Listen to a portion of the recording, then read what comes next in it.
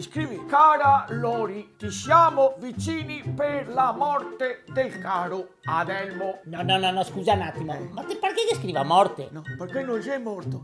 Fa finta. Ho capito, ma non sei una bella roba, no? Non si può scrivere qualcos'altro. E ora scrivi per il caro Adelmo che ha tirato i spaghi. Gli spaghi, Sergio, gli spaghi. Era che ti sei ignorante forte, sa? La notizia ci riempie di dolore. Ah, tanto, guarda. Non soffrivo così da quella volta che ho trovato tutte le damigiane rotte. Bello sto passaggio, Sergio, perché chi che te conosce sa quanto che ti ha sofferto che a volta.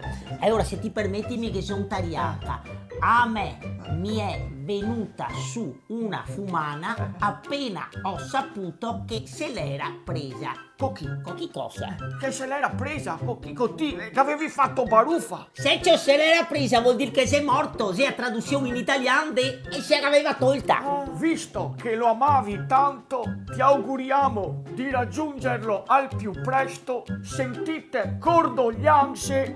No, Sergio, di più di sentite non basta, al manco risentite, perché quando che una persona si merita, risentite condoglianze Sergio e Giancarla. Chissà che contenta che sarà quando che lo riceve.